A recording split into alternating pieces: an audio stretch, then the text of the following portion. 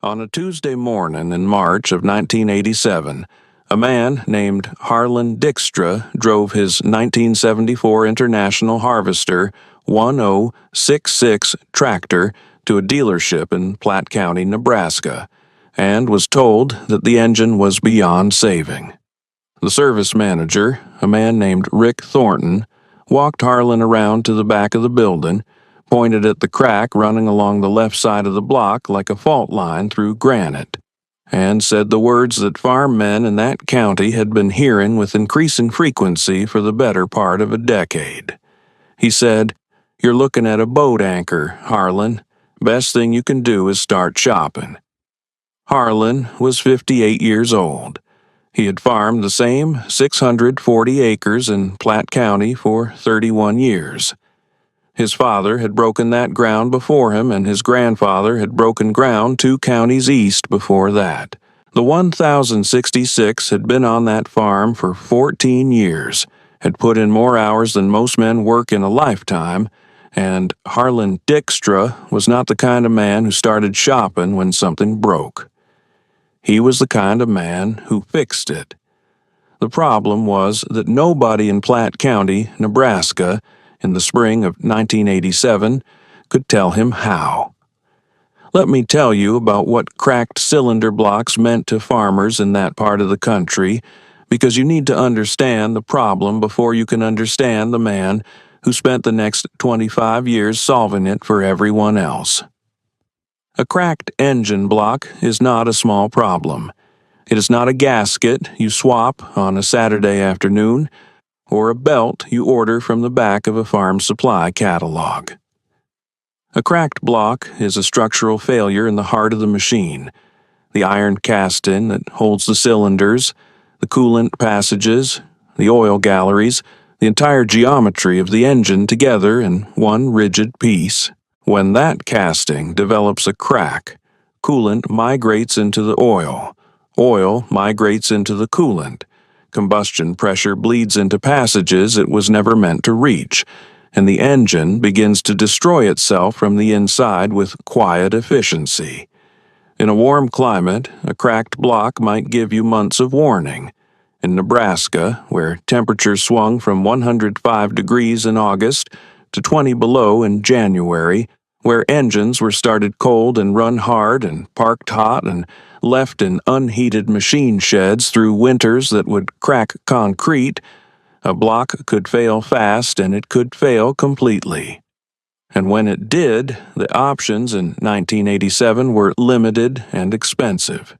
You could buy a remanufactured long block from a dealer for a price that would make a farmer's stomach drop. You could hunt the salvage yards for a used block and gamble on its condition.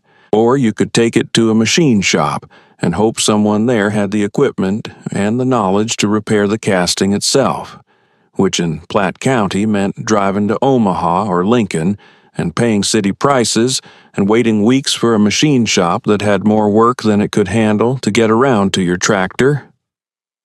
Rick Thornton had told Harlan to start shopping, and Rick Thornton was not entirely wrong.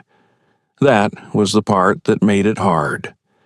Harlan drove the 1066 home on a borrowed trailer that afternoon, parked it beside the machine shed, and stood looking at it for a long time. Then he drove to the county library in Columbus and spent the better part of 2 days reading everything he could find about cast iron metallurgy, crack repair methods, and the history of engine block restoration. He was not an engineer. He had a high school diploma and 31 years of practical experience. But Harlan Dykstra was the kind of man who believed that if a thing had been built, it could be understood, and if it could be understood, it could be fixed. He came home from the library with a notebook full of handwritten notes and a name he had found in a trade publication. A process called metal stitching, developed for industrial repair of large iron castings, used in mining and marine applications, largely unknown in agricultural repair. The principle was elegant in its simplicity. Instead of welding the crack, which required extreme heat that could warp the casting and often made the crack propagate further, metal stitching used a series of interlocking metal inserts, threaded plugs, and locking keys made of a nickel-iron alloy, driven cold into the casting along the length of the crack. No heat, no distortion. The crack was mechanically locked from the inside, the casting restored to its original geometry, the repair invisible from the outside and stronger, in some ways, than the original iron. Harlan ordered the tool in from a supplier in Pennsylvania. It cost him $340, which was not nothing in 1987. He practiced the technique on a scrap block from the salvage yard for 3 weeks before he touched his 1066. Then he repaired his own engine, reinstalled it, started it on a cold April morning, and listened to it run. It ran clean. It ran quiet. It ran exactly as it had before the crack. He put it back to work that spring, and it never gave him trouble again. Let me tell you about what happened after that, because the story of Harlan Dykstra does not begin with the repair of his own tractor. That is only the beginning of the beginning. Word travels in a county the way weather travels, which is to say it moves whether you want it to or not, and it reaches everyone eventually. By the end of that first summer, 2 of Harlan's neighbors had heard what he had done and asked if he could look at their blocks. One was a cracked head on a John Deere 4020. The other was a block crack on an Oliver 1850 that a salvage yard had written off as scrap. Harlan looked at both of them, assessed the cracks, and repaired them in the machine shed behind his house. He charged his neighbors for the cost of the inserts and the time it took him, which was less than half what a machine shop in Lincoln would have charged and a fraction of the cost of a replacement block. Both engines ran. Both farmers went back to work, and both farmers, being the kind of men they were, told other farmers what Harlan had done. By 1989, Harlan had repaired blocks for 11 different farms in Platte County.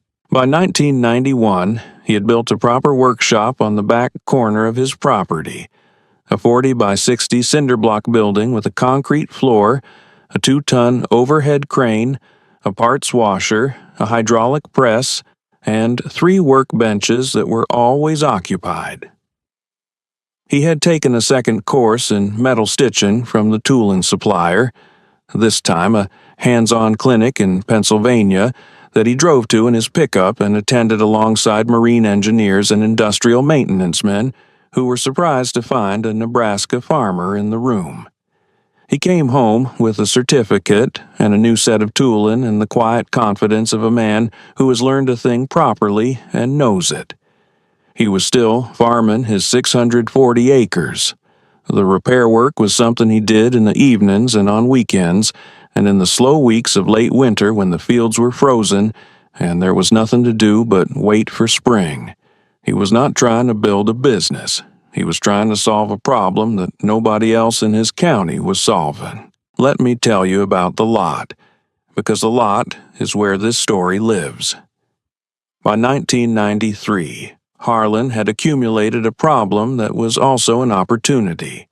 Farmers were bringing him blocks that were too far gone for immediate repair, or blocks they had pulled from machines they weren't sure were worth fixing, or blocks they had carried in the beds of their pickups for months, waiting for someone to tell them what to do.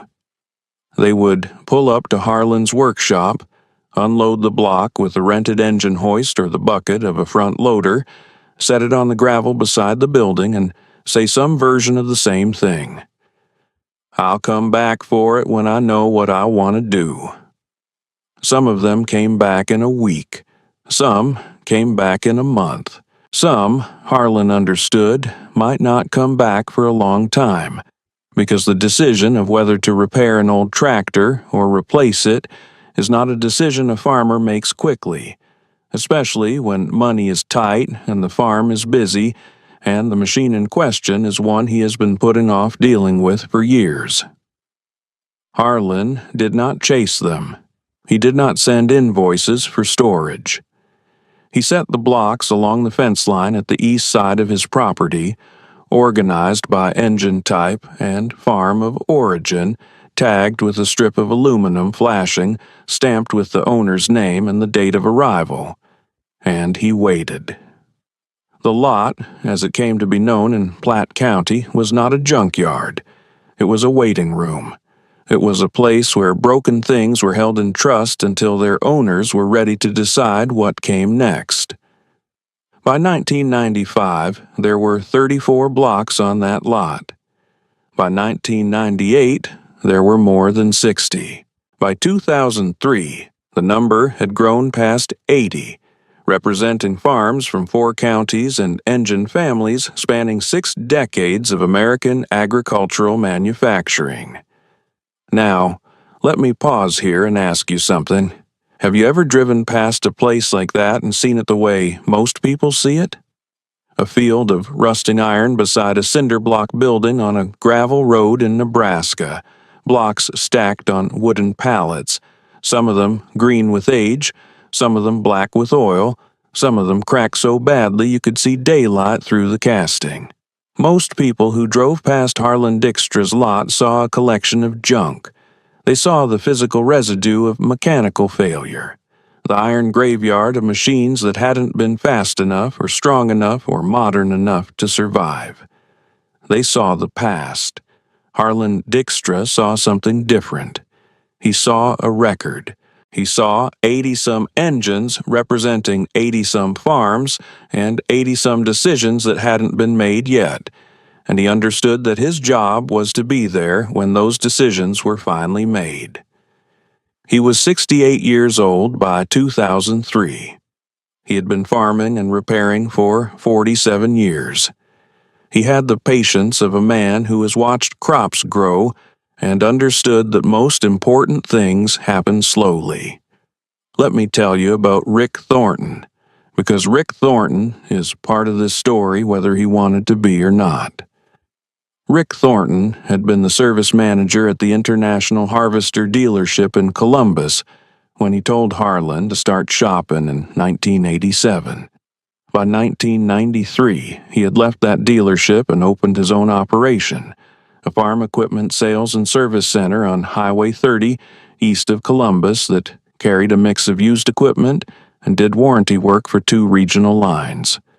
Rick was good at his job. He understood equipment, he understood farmers, and he understood the economics of a service department, which meant he understood that some repairs were worth doing and some were not. A cracked block on a 20-year-old tractor was, in Rick Thornton's professional assessment, not worth doing. The labor hours were unpredictable. The liability if the repair failed was real, and the market for a repaired old tractor was thin enough that the math rarely worked in anyone's favor. Rick had made this calculation hundreds of times, and he was not wrong about the math.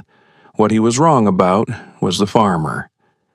The first time Rick Thornton and Harlan Dykstra crossed paths after 1987 was at the Platte County Farm Bureau meeting in the spring of 1994. Harlan had been invited to say a few words about the block repair work he was doing at the request of the county extension agent, who had been fielding questions about it from farmers across the region. Harlan stood up in the meeting room at the Columbus Fairgrounds and spent about 10 minutes describing the metal stitching process in plain language.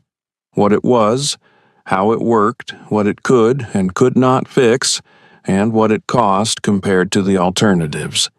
He was not a natural public speaker.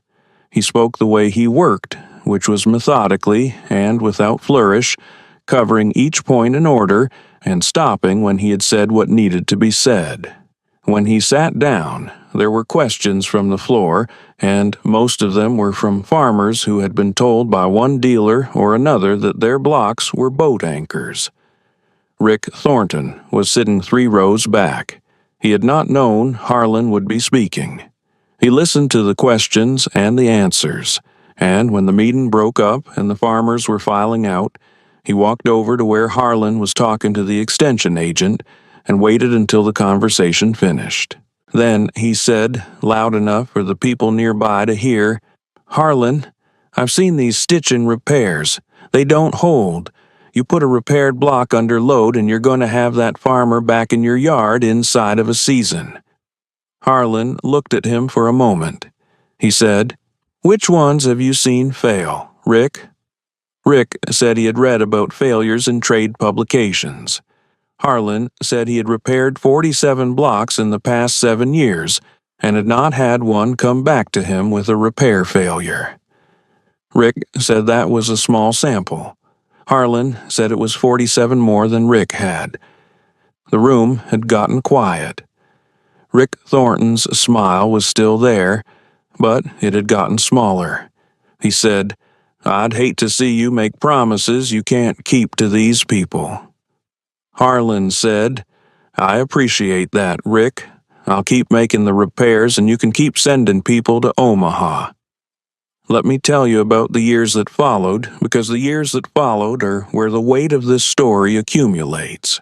Between 1994 and 2008, Harlan Dykstra repaired somewhere between 340 and 360 cracked cylinder blocks.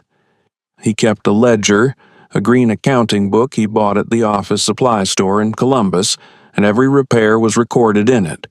The owner's name, the engine family, the nature and location of the crack, the repair method, the date completed, and the outcome at follow-up. He followed up on every repair. He called the farmer 6 months out, then a year out, then every 2 years after that.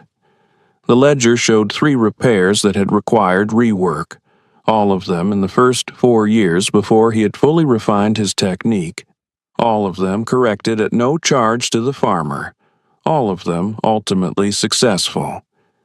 The ledger showed 0 field failures, 0 engines that had cracked again at the repair site, 0 farmers who had gone back to the dealer and been told the block was gone.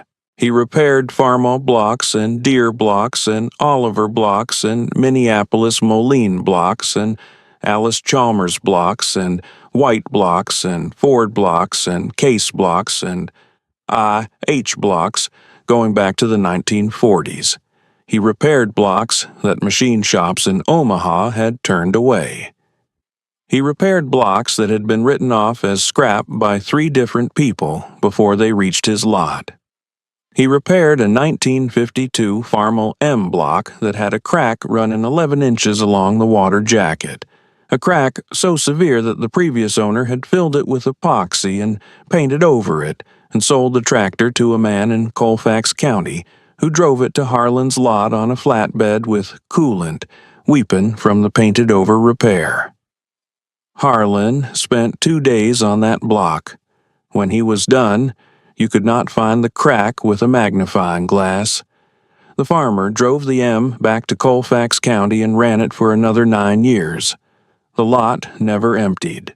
Farmers brought blocks faster than Harlan could repair them, and some blocks sat for years because the owners were still deciding, and some sat because the owners had died and the farm had passed to children who weren't sure what they wanted to do with the old equipment. And some sat because Harlan had assessed them and told the owner honestly that the crack was in a location he couldn't reach with his tooling and the block was not repairable by his method. Those last ones he kept anyway, because occasionally a farmer would come looking for a specific engine family for a parts machine, and Harlan's lot was the most comprehensive inventory of agricultural iron castings in 4 counties. He never advertised. He never put up a sign. The lot was known because the farmers who had used it told other farmers, and in Platte County, Nebraska, that was the only advertising that had ever mattered. Rick Thornton's dealership on Highway 30 did well through the late 1990s and into the 2000s. The farm economy was uneven, but not catastrophic in that period, and there was enough equipment moving and enough service work to keep a well-run shop busy.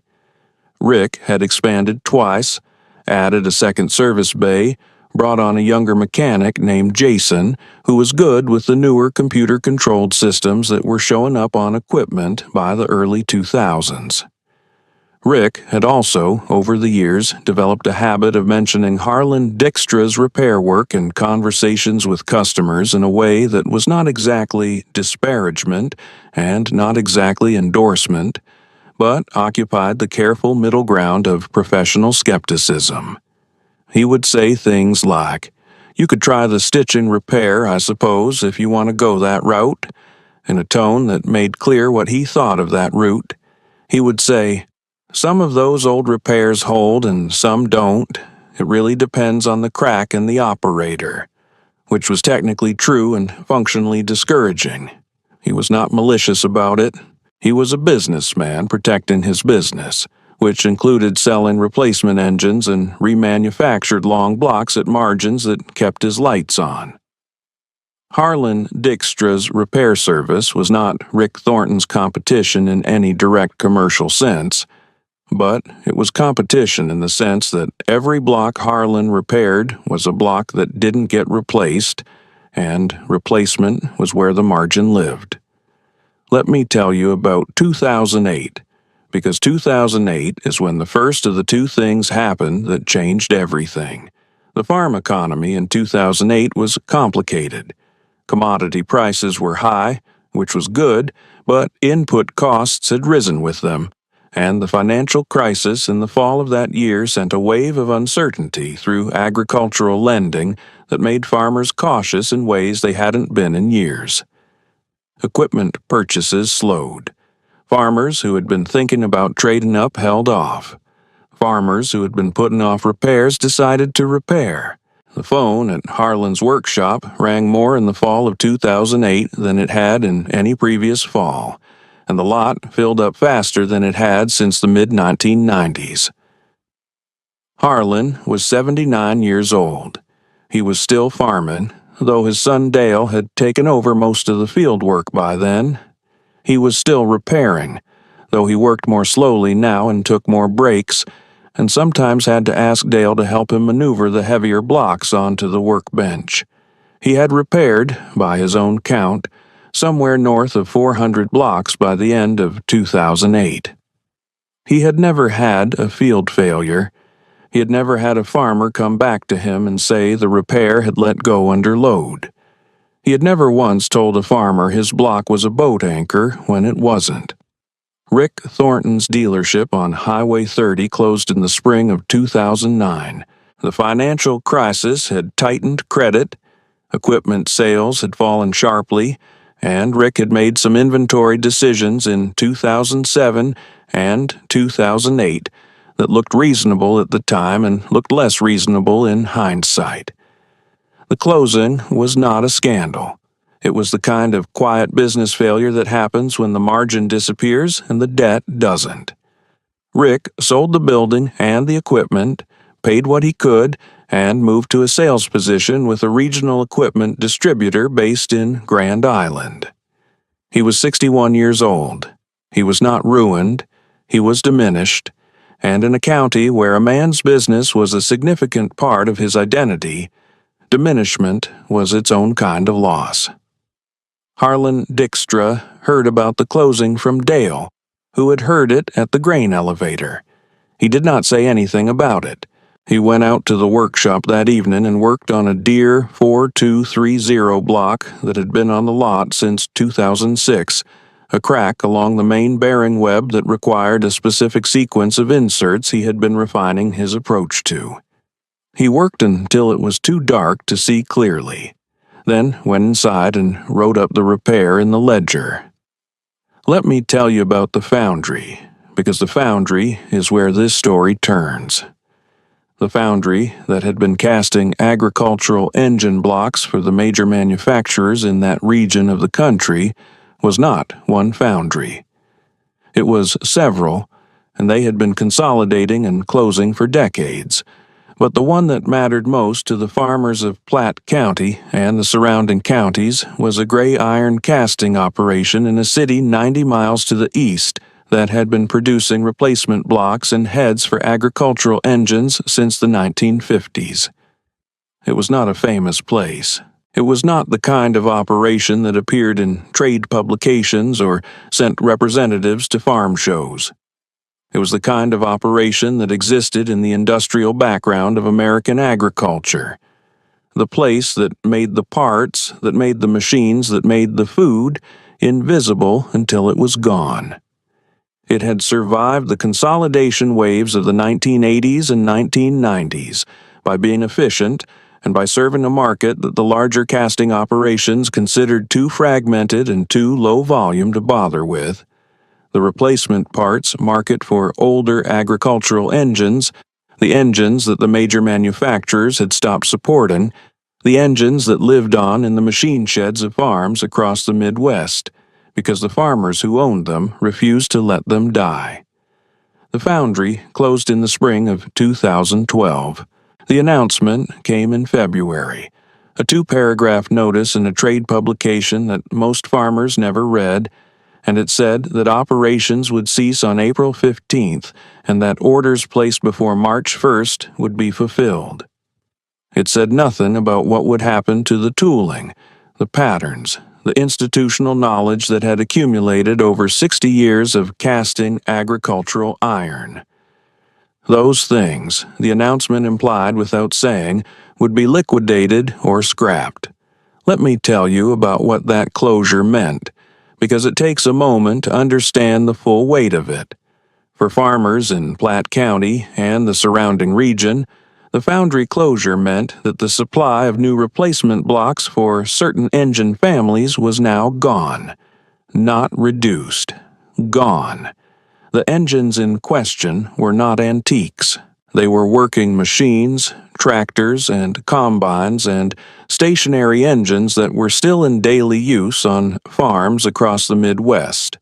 Engines from the 1960s and 1970s and early 1980s that had been well built enough to last half a century with proper maintenance, but that were now, suddenly, operating without a safety net.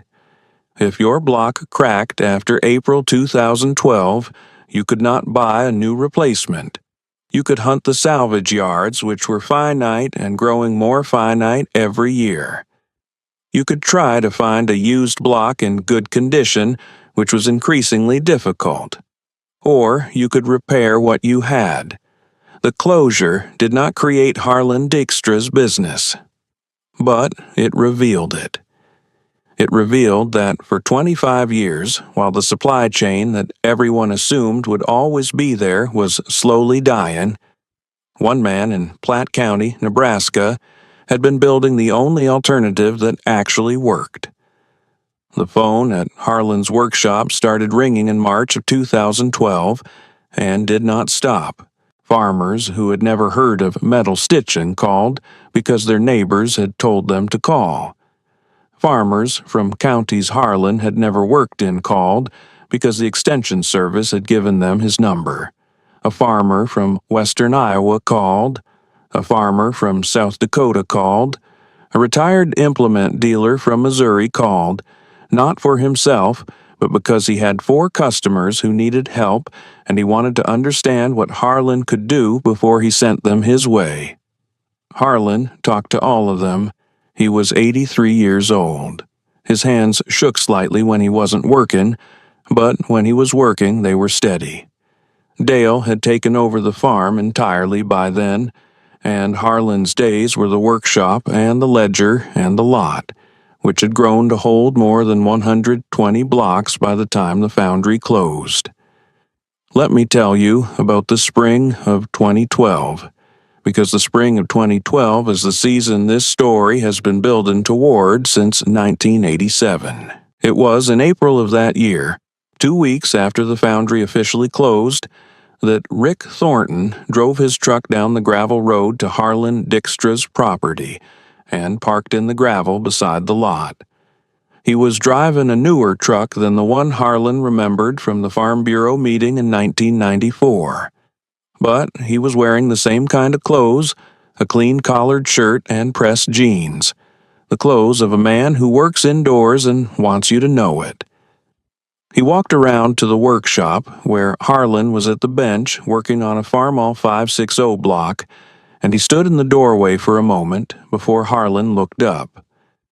Harlan looked at him the way a man looks at someone he has not seen in a long time and has not been waiting for. He said, "Rick." Rick said, "Harlan." He came inside and looked at the workshop, at the crane and the press and the bench, and the organized rows of tooling and the green ledger sitting open on the corner of the bench, and he was quiet for a while. Then he said, "I've got 3 customers who need blocks I can't source anymore. The foundry's gone.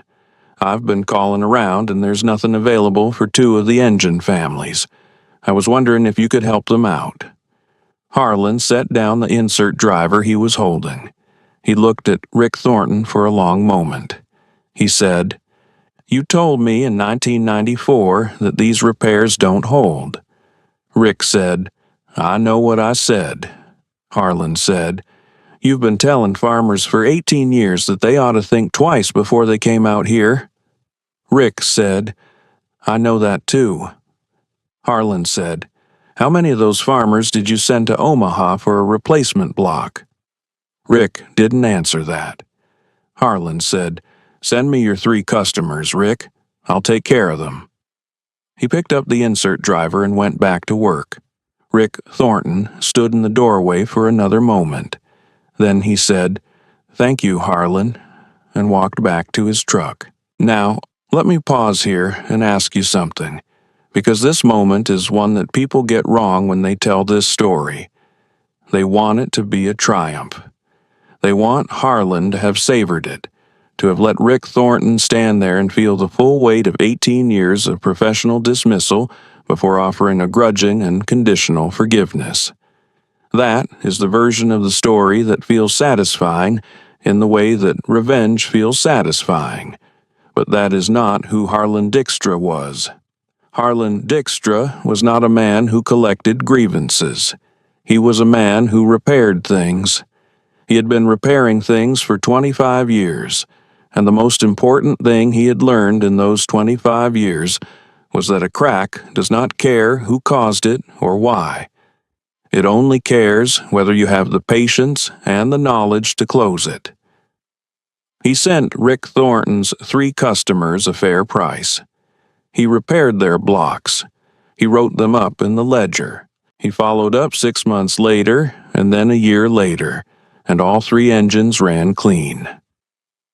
Let me tell you about the lot in the summer of 2012, because by that summer the lot had become something that Platte County had not quite seen before. Farmers who had been sitting on cracked blocks for years, waiting for the replacement supply to come back, understanding now that it was not coming back, began arriving at Harlan's property in numbers that surprised even Dale, who had grown up watching his father's reputation build slowly across 2 decades. They came in pickups with blocks in the bed. They came on trailers. One man came with a cracked head balanced on a moving blanket in the back of a minivan, which made Dale laugh and made Harlan ask whether the man had tied it down properly. The lot expanded. Harlan had Dale build a second row of pallet racks along the north fence, and then a third row, and by the end of the summer the lot held more than 180 blocks representing farms from 7 counties and 3 states. Every block was tagged with the aluminum flashing strip. Every block was entered in a secondary ledger that Harlan kept for the lot, distinct from the repair ledger, recording the owner, the engine family, the condition on arrival, and the date. He had been keeping this record since 1993. It was, by 2012, the most complete informal registry of cracked agricultural iron castings in the region, possibly in the country. Nobody had planned it that way. It had grown the way Harlan's reputation had grown, which was 1 block at a time, 1 repaired engine at a time, 1 farmer who told another farmer at a time. The repairs that summer were not all straightforward. The foundry closure had changed the nature of the work in a specific way. Before the closure, farmers had options, and the blocks that came to Harlan were the ones the other options couldn't handle. After the closure, there were no other options, and the blocks that came to Harlan included some that were at the outer edge of what metal stitching could address. Cracks in locations that were difficult to access. Cracks in thin-walled sections where the insert placement required a precision that left almost no margin for error. Cracks that had been previously repaired with epoxy or brazing or welding and had failed, leaving the casting compromised in ways that complicated the stitching approach. Harlan turned none of them away without a thorough assessment. He turned some away after the assessment, telling the farmer honestly that the crack was beyond what he could repair reliably, and in those cases he would often help the farmer identify a suitable used block from his lot inventory or from salvage yards he had relationships with in 3 states. He had built those relationships over 25 years of calling salvage yards looking for specific engine families for his customers. And by 2012, he was the first call those yards made when an agricultural block came in, because Harlan could tell them within 10 minutes whether the casting was sound and what it was worth. Let me tell you about Harlan's hands, because his hands are part of this story in a way that is hard to explain but important to try. A man who has worked with iron for 25 years develops a relationship with the material that is difficult to describe to someone who has not experienced it. Cast iron is not a uniform material. It has grain and density variations that result from the cooling process in the mold, and those variations affect how a crack propagates and how a repair insert seats and holds. An experienced metal stitching technician develops a feel for the material through the tools, through the resistance of the drill bit entering the casting, through the way the tap cuts the threads for the insert, through the sound the insert makes when it is driven home. Harlan Dykstra had been developing that feel since 1987. By 2012, he had 25 years of it in his hands, and it was not a thing that could be learned from a manual or a certification course. It was knowledge that lived in the body, the kind of knowledge that the 20th century had been systematically devaluing in favor of knowledge that could be written down and standardized and reproduced by anyone with the right training. Harlan's knowledge could not be standardized. It could be passed on, but only by demonstration, only by standing beside someone and letting them feel through the tool what you had learned to feel. And that kind of transmission was slow and personal and inefficient by every measure except the one that mattered, which was whether the repair held. Dale had been learning from his father since he was a teenager. By 2012, he was 47 years old and had been doing repairs alongside Harlan for more than 20 years. He was not as fast as Harlan had been at his peak, and he was not yet as precise, but he was close, and he was getting better, and Harlan knew that the knowledge was transferring the way it was supposed to transfer, which was through the hands and not through a textbook. There was a young man from Platte County, a farmer's son named Ethan Peterson, who was 24 years old, and had started coming around the workshop in 2011 after his father's block had been repaired there, who was also learning. He had good hands and a patient temperament and a willingness to watch and ask questions rather than assume he understood before he did. Harlan liked him. He let him work on scrap blocks under supervision, the same way Harlan had taught himself in 1987, and by the summer of 2012, Ethan was doing straightforward repairs on his own, while Harlan watched and corrected. The knowledge was moving forward. That was what mattered. Let me tell you about the afternoon in September of 2012, when a reporter from the Columbus Telegram drove out to Harlan's property, because that afternoon is the moment when Platte County's private knowledge became public record.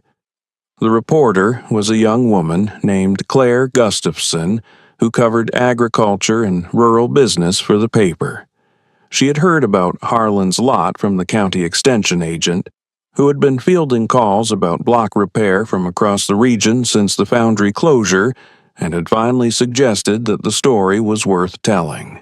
Claire Gustafson drove out on a Tuesday afternoon and found Harlan in the workshop and spent 3 hours with him, asking questions and writing in a notebook and photographing the lot and the workshop and the ledger. Harlan answered her questions the way he answered all questions, which was directly and without embellishment, and he showed her the ledger and the lot records and let her photograph the pages. The numbers were in the ledger. More than 400 repairs over 25 years. 0 field failures at the repair site. Farmers from 7 counties.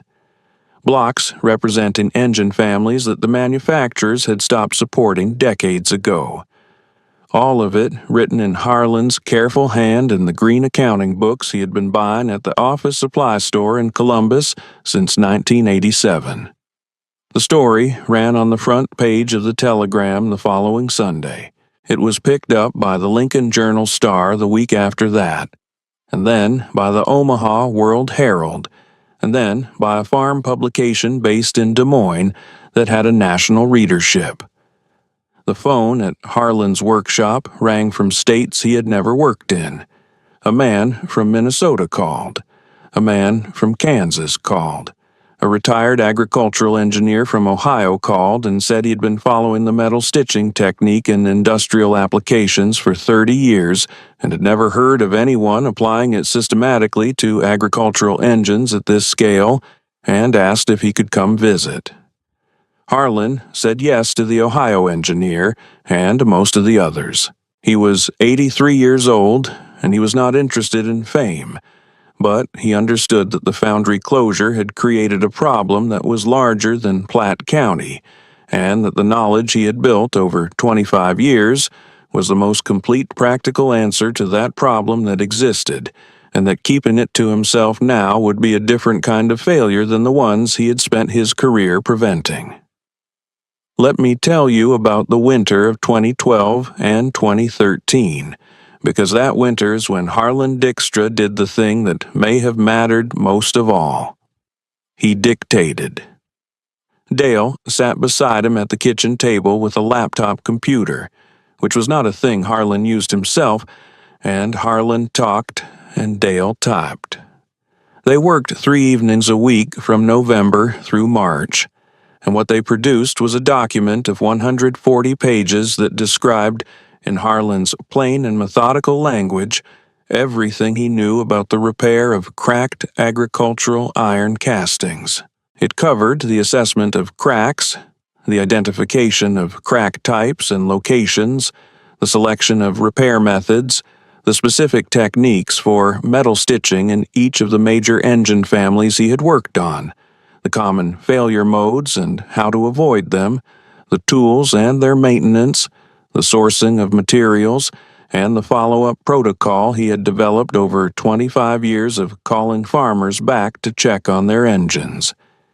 It covered the things that could not be done and why, the cracks that were beyond repair and how to recognize them, the situations where a used block was a better answer than a repair and how to find one.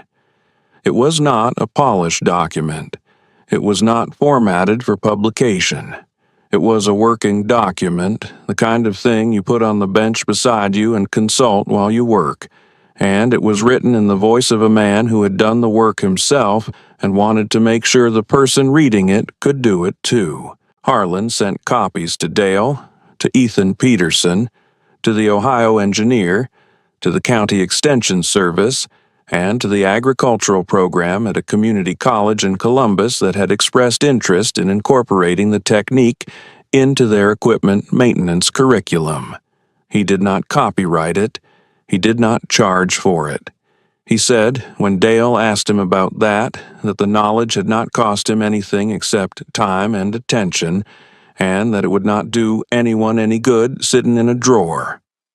Let me tell you about the last thing Rick Thornton said to Harlan Dykstra, because it is the last thing in this story that needs to be said about Rick Thornton.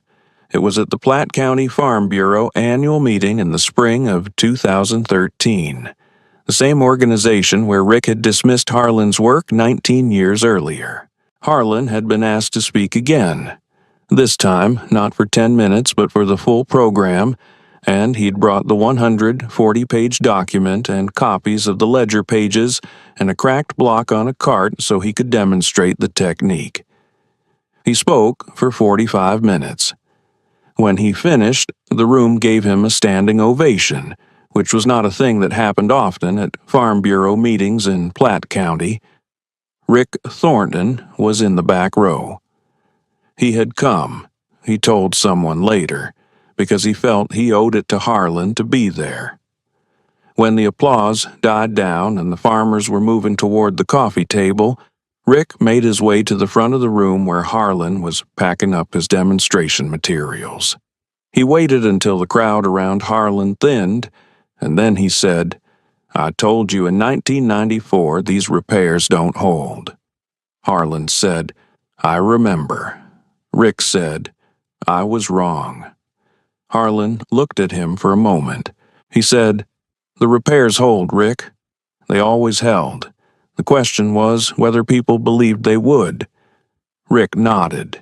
He said, "I should have sent you customers instead of sending them to Omaha." Harlan said, "Some of them found me anyway." Rick said, "Not all of them." Harlan said, "No, not all of them."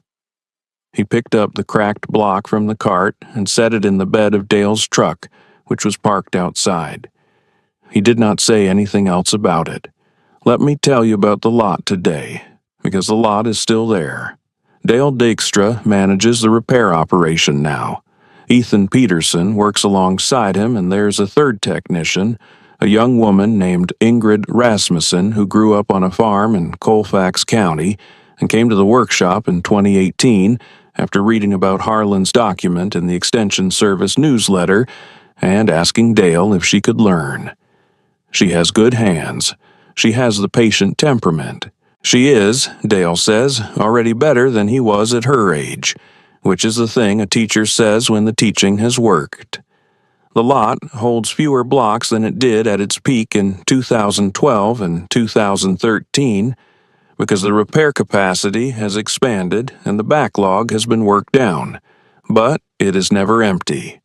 There are always blocks waiting, always farms represented by the aluminum flashing tags, always decisions that haven't been made yet, but will be. Harlan Dykstra died in January of 2019. He was 89 years old. He had repaired, by the final count in the ledger, 612 cracked cylinder blocks. He had 0 field failures at a repair site in 32 years of work. He had passed the knowledge to 3 people who were passing it further, and the 140-page document was in the curriculum at the Columbus Community College and had been shared with extension services in 4 states. His funeral was at the Lutheran Church in Columbus, and the parking lot was full of farm pickups. Dale said later that he recognized the names on the license plates from the ledger, Farmers and the Sons of Farmers, and in a few cases the grandsons of farmers whose blocks had sat on the lot and been repaired and gone back to work. The 1974 International Harvester 1066 that Harlan repaired in 1987, the one that started all of this, is still on the farm. Dale uses it for light work around the property. The repair that Harlan made to that block 37 years ago has never been touched. The insert pattern is still visible if you know where to look. A neat row of nickel iron plugs along the left side of the block, each one seated perfectly, each one doing exactly what it was designed to do. Dale keeps the tractor maintained the way his father kept everything maintained, which is to say, carefully and without drama, and with the understanding that a machine that is properly cared for will outlast the people who doubted it. Rick Thornton retired from the equipment distribution business in 2018. He lives in Columbus. He has, by several accounts, sent more than a dozen farmers to Dale Dykstra's workshop since Harlan's death, which is not an apology exactly, but is the kind of behavior that functions as one. Ethan Peterson's daughter, who is 7 years old, comes to the workshop sometimes on Saturday mornings and watches her father work. She has already asked him once why the iron doesn't just crack again after you fix it, which is the right question, and Ethan told her about the mechanical principle of the interlocking inserts and the way the nickel-iron alloy expands slightly as it seats and locks the casting from the inside, and she listened carefully and then asked if she could try drilling a hole in the scrap block in the corner. Ethan said yes. She drilled a very straight hole for a 7-year-old. Ethan wrote her name in the corner of a scrap piece of aluminum flashing and put it on the block. He didn't tell her why. She'll understand when she's older. Some things don't become obsolete. They just wait for people to remember why they were built. And sometimes, while everyone else is waiting for the foundry to reopen, one man in a cinder block workshop on a gravel road in Nebraska is already holding the answer in his hands. One repair at a time, one block at a time, one farmer at a time, for 25 years before anyone thought to ask him what he knew.